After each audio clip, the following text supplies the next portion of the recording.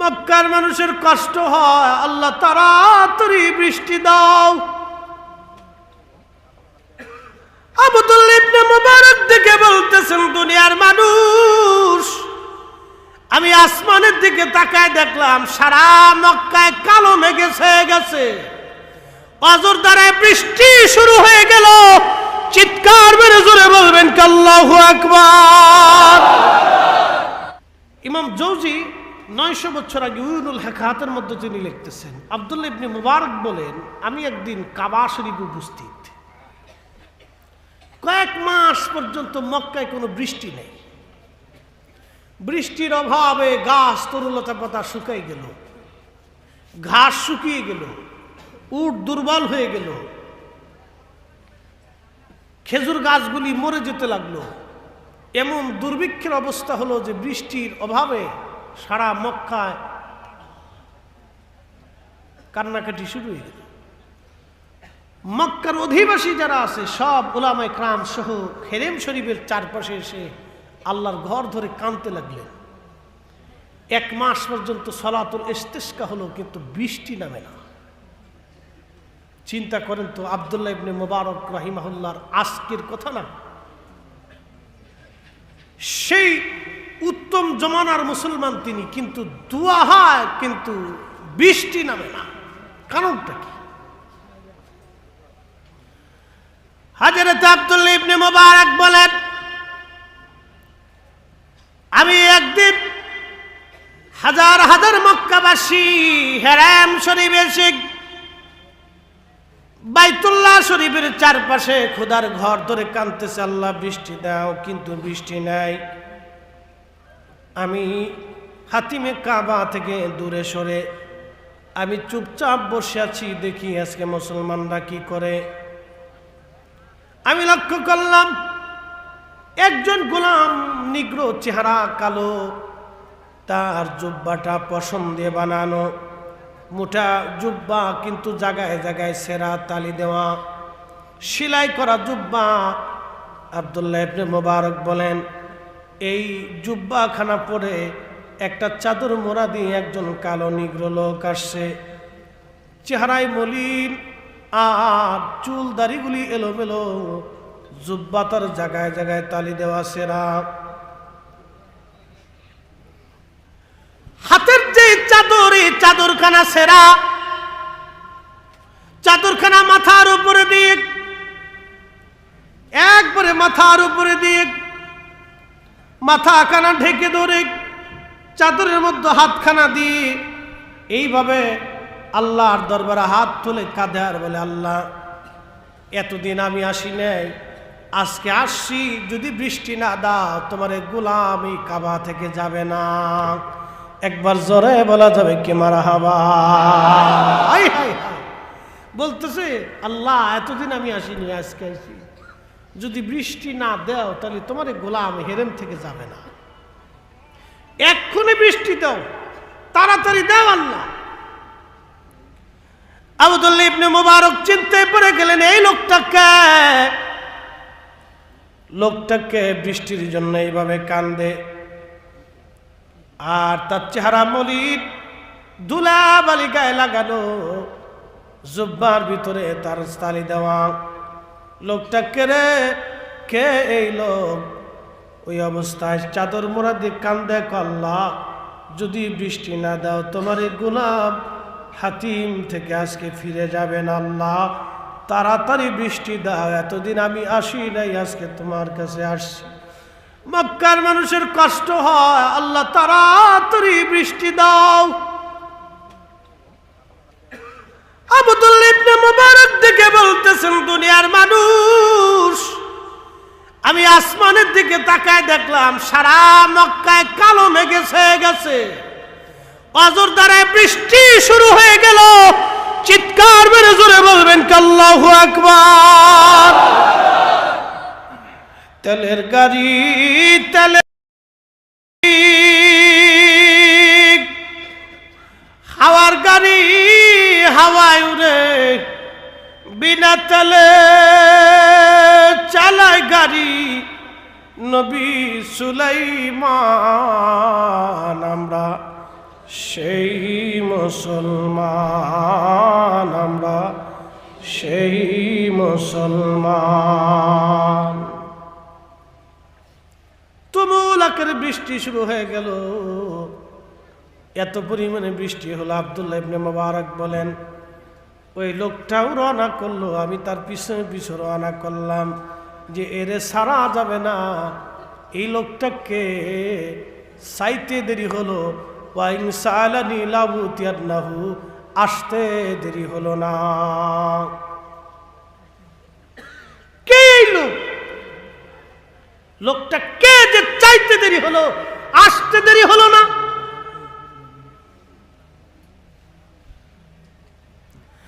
আব্দুল্লাহ ইবনে মুবারক বলতেছেন আমি তার পিছু পিছু রওনা করলাম।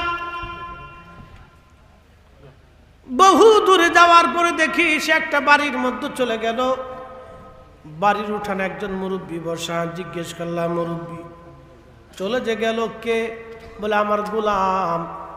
বলে আপনার গোলাম? বলে হ্যাঁ। এই গোলামটাকে বিক্রি করবেন? বলে না, এই গোলাম বিক্রি করা যাবে না। এই গোলাম আমার বাড়ি যতদিন আসছে ততদিন শুধু বরকত আর বরকত। আমি এর দিয়ে কোনো কাজ করাই নাই, 24 ঘন্টা আল্লাহর ইবাদতে কাটায়। বলে সে আমার গোলাম, কিন্তু আমি তার দিয়ে কাজ করাই নাই। সে 24 ঘন্টা আল্লাহর ইবাদতে কাজ করে, তার কাজই আল্লাহর সাথে। আমি এটা এই গোলাম বিক্রি করব না।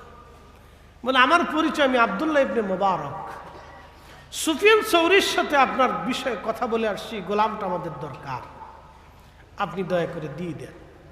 তো বলতেছে আপনি এত বড় মুফতি, এত বড় আলেম, আপনি আসছেন আমার কাছে? আচ্ছা হুজুর ঠিক আছে, আপনার সম্মানে আমি গোলাম বিক্রি করে দিলাম। দাম কত? বলে যা খুশি দিয়ে নিয়ে যান।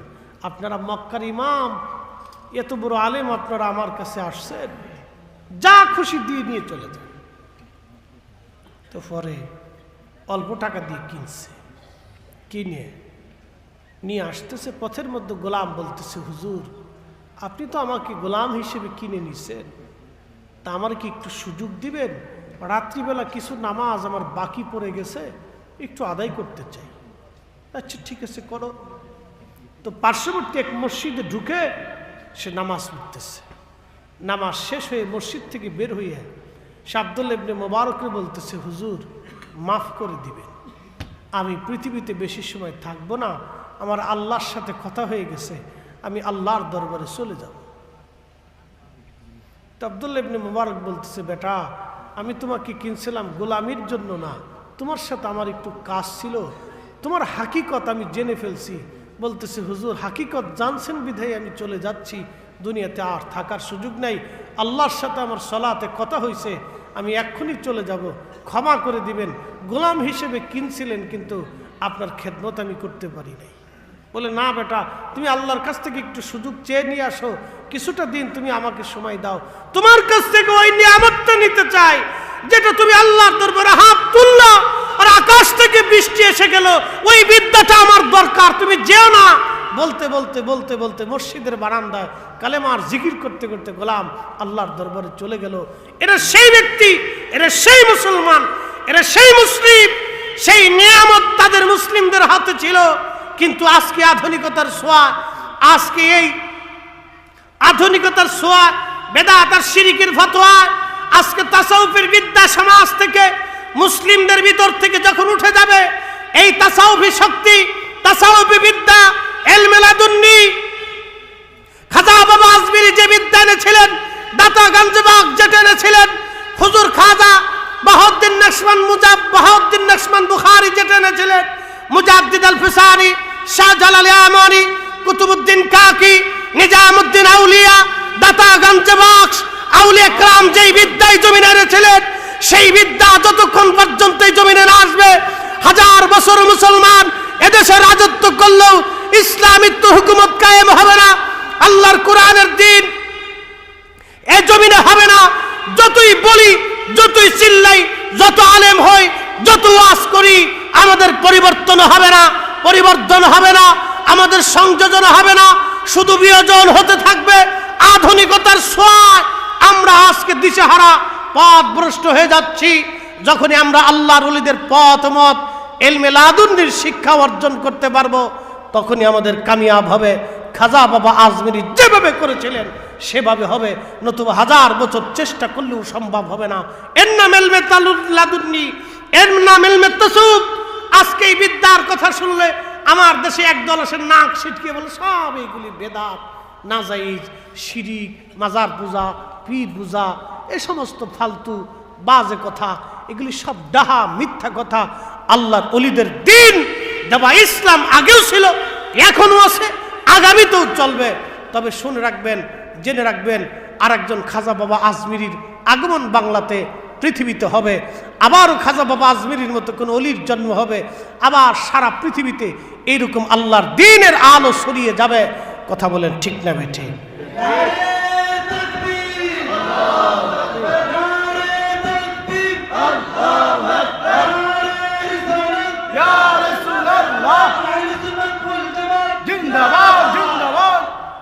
আচ্ছা বলেন তো, খাজা বাবা আজমিরি সারা আনা সাগরের পানি একটা লুটার ভিতরে আনছিলেন, এই বিদ্যার নাম কি? আমার দেশে তো বহু আলেম সহি বুখারী শরীফ পড়ায়। অনেকে বলেন হুজুর আপনি তো বুখারী শরীফ পড়ান, মুহাদ্দিস, তো আপনি একটু পুকুরের পানিটা একটা লুটার ভিতরে আনেন। ওই যে আমাদের দেশে কিছু মৌলবীরা চিল্লাপাল্লা করে, একবারে বেহুদ একটা অশান্তি সৃষ্টি করে, কোনো অর্থ হয় না। শোনেন, আমার শক্তি যদি থাকে 1 মণ বোঝা বইতে, আমি 3 মণ মাথায় নিতে যাব কেন? আমার যেটা পাওয়ার, যতটুকুন দৌড় ততটুকুন থাকতে হবে।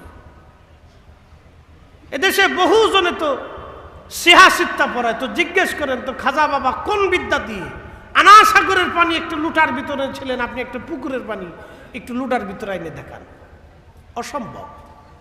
এই বিদ্যা মাদ্রাসায়, মক্তব, ইউনিভার্সিটিতে পাওয়া যাবে না। এই বিদ্যা সিনার মাধ্যমে, আউলিয়া ক্রামের মাধ্যমে এসেছে।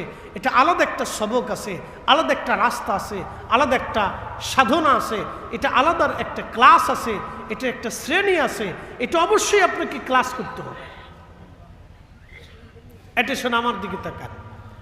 আমাদের দেশে অনেক লোক ফকির আছে না, তাবিজ কবাজ দেয়, আছে না? কিছু কবিরাজি করে। তো এই কবিরাজির কিন্তু আলাদা একটা বিদ্যা, এটার জন্য আপনাকে আলাদা ক্লাস করতে হয়। ডাক্তারি শাস্ত্র, এটা আলাদা বিদ্যা।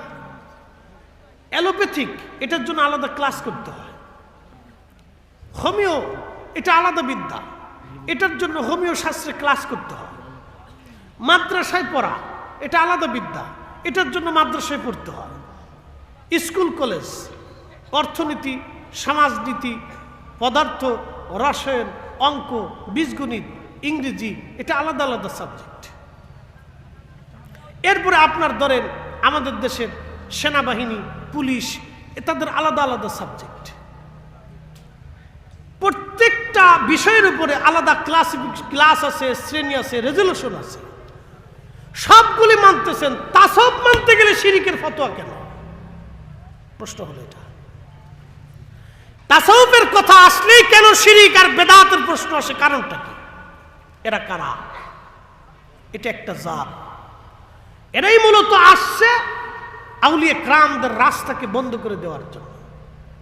শোনেন, আপনি 1000 বছর জিকির করবেন, আপনার দিল জিন্দা হবে না যদি তাসাউফের লাইনে না আসেন।